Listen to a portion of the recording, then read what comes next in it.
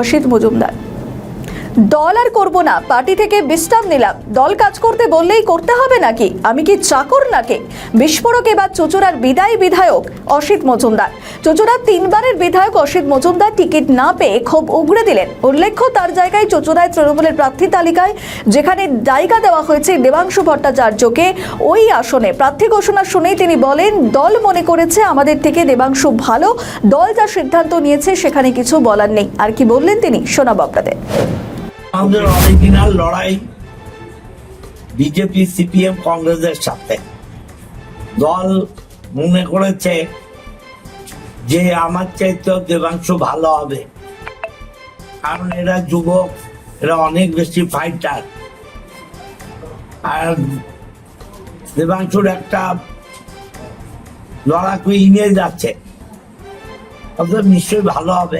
দল মনে করেছে এখানে বিজেপিকে হারাতে গেলে আমাদের চাইতেও দেবাংশু জোরদার শক্তিশালী প্রার্থী হবে, তাই ওকে দিয়েছে। আমাদের অরিজিনাল লড়াই তো বিজেপির সঙ্গে, তো বিজেপিকে যে হারাতে পারবে দলনেত্রী তার কথাই ভেবেছেন, দিয়েছেন ওকে, সবাই আমরা করব। কথা হয়েছে না, আমার সাথে কিছু কথা হয়নি। কথা বলার প্রয়োজন আছে নাকি? যেখানে দিদিমণি অভিষেক সিদ্ধান্ত নিচ্ছে, এরা দলের সর্বময় কর্তা, আমরা তো চুনোপুটির লোক, আমাদের সাথে কেন কথা বলবে বলুন? কোনো জায়গায় মনে হয়েছে যে আপনার খামতি ছিল এই বিধানসভা? নিশ্চয়ই খামতি আছে, খামতি না থাকলে আমাকে দেবে না কেন? আমি যেটা মনে করছি খামতি নেই, ওরা মনে করছে খামতি আছে, নিশ্চয়ই খামতি আছে, না হলে 3 বার দিল, এবার দিল না কেন? আচ্ছা, অসুবিধা নিশ্চয়ই কোথাও ছিল।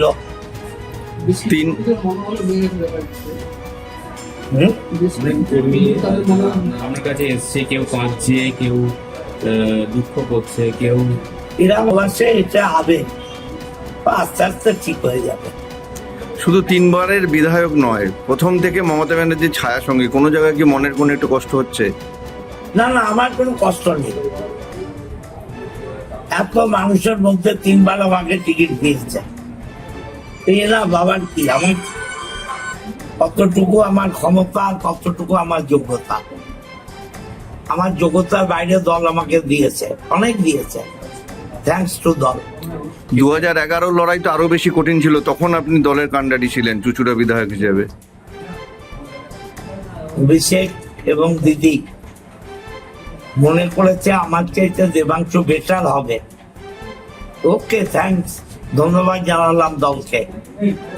লড়াই তো হবে বিজেপির সাথে। কোথাও কি আবেগপ্রবণ হয়ে পড়ছেন? না না, কোনো আবেগের প্রশ্নই নেই, কোনো আবেগের প্রশ্ন নেই। ছেলেরা এসছে, মেয়েরা এসছে, কান্নাকাটি করছে, স্বাভাবিক। আমি তো বড়, আমার সেটা কষ্ট হচ্ছে, দিস নয়, এর বেশ কিছু নয়। এতদিন ধরে মানুষের সঙ্গে ঘুরেছেন, মানুষের কাছে গেছেন, সেই সময়টা কিভাবে পূরণ করবেন? বই আছে, ক্লাব আছে, একদম আমার সুইমিং ক্লাবের প্রেসিডেন্ট বাড়িতে এসে বসে আছে। ক্লাব করবো, মাঠ করবো, বই পড়বো, সময় কাটাবো, আর নিশ্চয়ই একদম তো বেকার হয়ে যাব না। যদি মনে করি আবার কোর্টে নামবো, প্র্যাকটিস করবো। লয়ার ডিগ্রিটা আছে, বার কাউন্সিলের সার্টিফিকেট আছে, কোর্টে নেমে যাবো। রাজনীতি না, রাজনীতি আর করবো না, রাজনীতি আর করবো।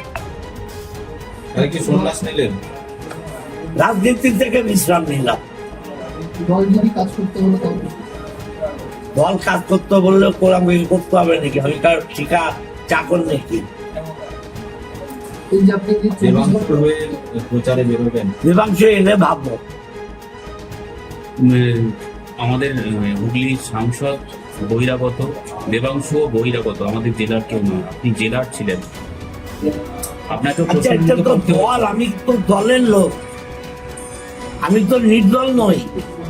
আমার দলের সর্বময় কর্ত্রী মমতা ব্যানার্জি আর সর্বময় নেতা অভিষেক ব্যানার্জি।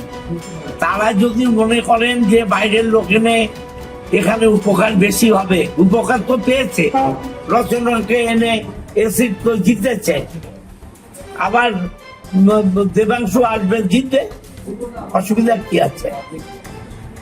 যেখানে কল্যাণ বন্দ্যোপাধ্যায় সাংসদের ছেলেকে দেওয়া হয়েছে উত্তরপাড়ায়, আপনি দেখুন, আমি এসব নিয়ে দল যা ভালো মনে করেছে। আমি এখনো পর্যন্ত দল করছি, অতএব দল যেটা সিদ্ধান্ত নেবে সেটাই আমার সিদ্ধান্ত। যখন আমি বলবো দল আর করছি না, তখন অন্য কথা বলবো। তৃণমূলের প্রচার করবেন? বিধানসভা তৃণমূলের প্রচার করবেন? দল করলে অবশ্যই প্রচার করতে হবে। তৃণমূল যদি করি তাহলে তৃণমূল হয়ে নিশ্চয়ই প্রচার করতে হবে। আমাদের ভিডিও ভালো লাগলে লাইক ও শেয়ার করুন, কমেন্ট সেকশনে আপনাদের মতামত জানান। আরও ভিডিও পেতে আমাদের চ্যানেলটিকে সাবস্ক্রাইব করুন এবং প্রতি মুহূর্তে খবরের আপডেট পেতে প্রেস করুন বেল আইকন।